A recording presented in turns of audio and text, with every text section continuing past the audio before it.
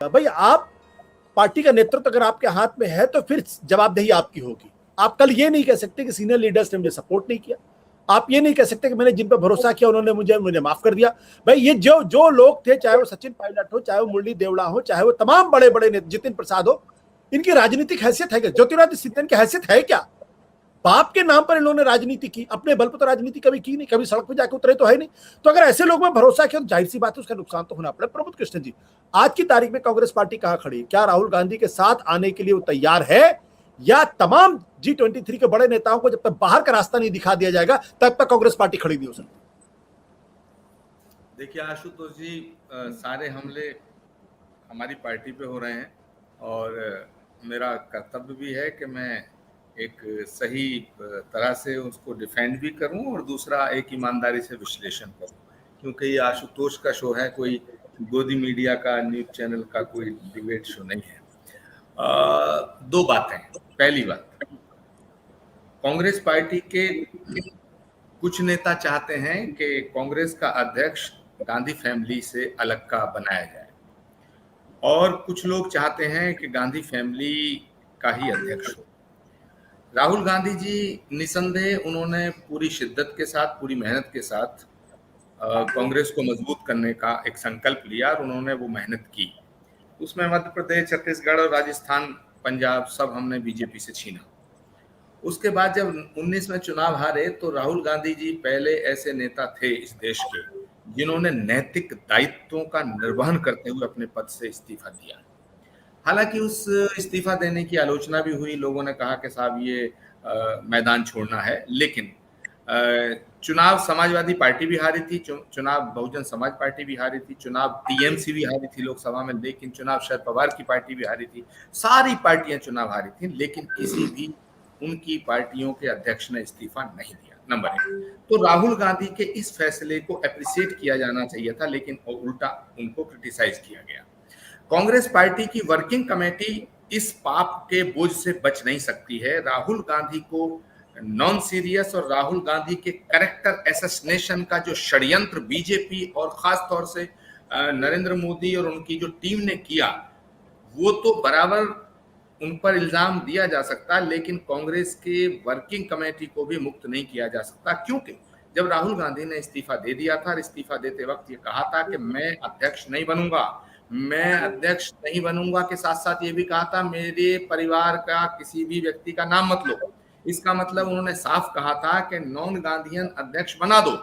एक दिन गया, एक हफ्ता गया, महीना गया, 2 महीना गया, 3 महीना गया, 6 महीना गया, साल भर गया, लगातार वो किसी से बात तक नहीं करते थे। कई कांग्रेस के वरिष्ठ नेता जो राहुल गांधी की टीम के माने जाते थे, मेरी सबसे डिस्कशन होती थी, वो कहते थे राहुल जी ने इस बारे में हमसे बात करने को मना कर दिया और उन्होंने कहा तुम अध्यक्ष बना दो। तो कांग्रेस वर्किंग कमेटी का दायित्व था कि नॉन गांधीयन अध्यक्ष बना दिया जाता। नंबर 1।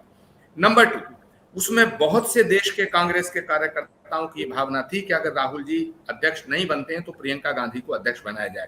कांग्रेस पार्टी का ये ब्लेंडर है, ये बहुत बड़ी मिस्टेक है कि जिस समय राहुल जी ने इस्तीफा दे दिया था और राहुल जी अध्यक्ष बनने के लिए तैयार नहीं थे, तो उस समय कांग्रेस के कार्यकर्ताओं की पहली इच्छा ये थी कि प्रियंका गांधी को कमान दी जाए ताकि पार्टी में एक नया जोश आए और प्रियंका गांधी इस देश की सबसे ज्यादा लोकप्रिय और एक्सेप्टेबल नेता के रूप में उनका चेहरा उस समय था। लेकिन हुआ ये कि उनको उत्तर प्रदेश के जब चुनाव था 2019 था, उससे पहले ही प्रियंका गांधी, जिसका लोग हाथ हिलाना, जिसका लोग चेहरा देखना, जिसकी एक बात सुनना के लिए लोग पागल थे इस देश में, प्रियंका गांधी आएंगी, देश बचाएंगी, प्रियंका लाओ देश बचाओ, प्रियंका लाओ देश बचाओ, प्रियंका गांधी नहीं ये आंधी है, ये सब चीजें चल रहे थे। उनको क्या किया गया, उनकी जो लॉन्चिंग की गई वो बहुत गलत तरीके से की गई। मुझे लगता है कि एक स्टेट के आधे हिस्से का प्रभार उन्हें दिया गया। दूसरी बात, प्रियंका गांधी अभी चुनाव नहीं लड़ी है, प्रियंका गांधी अभी किसी पद पे नहीं थी, लेकिन महामंत्री के पद पे पहली बार उनको काम करने का मौका मिला। नंबर 1, मुझे लगता है कि प्रियंका गांधी के साथ ये अन्याय हुआ और उनकी लॉन्चिंग गलत हुई। अब ऋषि मिश्रा ने जो कहा, मैं मिश्रा जी से कहना चाहता हूं कि नवजोत सिंह सिद्धू को आप कह रहे हैं कि ये प्रियंका गांधी ने बनाया। अरे भाई, प्रियंका गांधी ने बनाया ये तो आप कह रहे हैं, ये बात नहीं चलेगी। ये बात नहीं चलेगी, इसलिए क्योंकि कांग्रेस का जो फैसला है वो कांग्रेस प्रेसिडेंट करता है, और कांग्रेस के फैसले कांग्रेस प्रेसिडेंट राहुल जी की सलाह से करती हैं, ऐसा कांग्रेस के नेता मानते हैं। ठीक है, और मुझे भी लगता है कि फैसला लेने में राहुल जी का रोल है, लेकिन मैं यहाँ राहुल जी को दोष नहीं देना चाहता हूं, ना प्रियंका जी को निर्दोष सिद्ध करना चाहता हूं।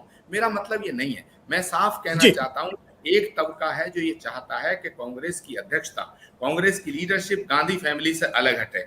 जो ये सारी बातें हैं ये गांधी फैमिली पे ही हमला है। लेकिन लेकिन लेकिन बस 10 सेकंड और दीजिए, लेकिन कांग्रेस के बहुत कार्यकर्ता, बहुत नेता ये चाहते हैं और ये मानते हैं कि अगर गांधी फैमिली का साया और छत्र छाया कांग्रेस पार्टी से हटती है तो कांग्रेस पार्टी बिखर जाएगी। अब इसका फैसला या तो वक्त करेगा या परमात्मा क्या इस मोड़ पे हम बुलाएगा, पर आज भी ये बात पक्की है कि कांग्रेस पार्टी के भीतर जो प्रॉब्लम है उसका मूल कारण ये है कि कुछ लोग चाहते हैं गांधी फैमिली से कांग्रेस का नेतृत्व बाहर जाए। सत्य हिंदी का ऐप डाउनलोड करें गूगल प्ले स्टोर पर।